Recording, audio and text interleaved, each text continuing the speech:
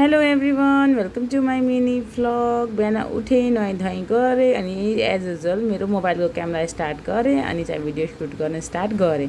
आज चाहिँ मौसम सफा थियो अनि मेरो पछाडि हेर्नु त कति धेरै कालो बादल छ। यतातिर चाहिँ पानी पर्ला पर्ला पाएको छ नि त। अरू चाहिँ भित्र गएँ, खाना चाहिँ पुरा टेबलमा सजेको थियो अनि खाना मात्रै रेडी हो। म त महारानी के अरे 1 महिनाको लागि अनि खाना पुरा बिस्तारामा आउँछ, खाने हो, हात उठाउने हो अनि जाने हो।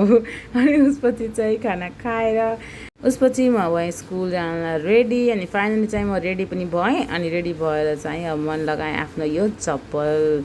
1 महिनाको साथी, जहाँ गए पनि सँगै लिएर जानुपर्ने, छोड्न चाहिँ भएन यसलाई। अनि फाइनली म रेडी पनि भएँ स्कुल जानलाई अनि स्कुल गएँ। स्कुल गएर नि आज चाहिँ हो अनि आज हो साउन 15 खिर खाने दिन। सो सबैलाई ह्याप्पी साउन 15। अनि उसपछि चाहिँ हामी बिहान खिर बनाउन चाहिँ फुर्सद भएन कसैलाई, सो बिहान चाहिँ बनाएनौँ। हामी चाहिँ राति खिर बनायो। त्यो चाहिँ हाम्रो दुध उम्लिरहेको छ, धन्न देख्यौँ। भिडियो बनाउनुको चक्करमा हामी चाहिँ दुधै नहेरेको के उम्लिरहेको छ भनेर धन्न बचायौँ हामीले त्यो दुधलाई।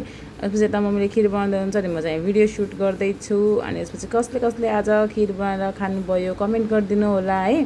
अनि यसपछि हामी चाहिँ कुकरमा खिर बनाउँदैछौँ किनभने हामी ठुलो भाँडा भनेको यही कुकरै हो, सो सबैलाई पुग्नु पऱ्यो है। अनि त्यसपछि चाहिँ हामी चाहिँ खिर खायौँ। खिर चाहिँ यस्तो राम्रो देखेको छ, अचार पनि बनायो सँगै।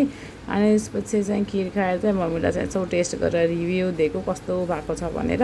अनि आज चाहिँ खिर खतरा छ भने मम्मीलाई। अनि यसपछि चाहिँ आजको भिडियो यहीँ एन्ड गरिन्छ। बाई बाई, भेटौँला अर्को भिडियोमा।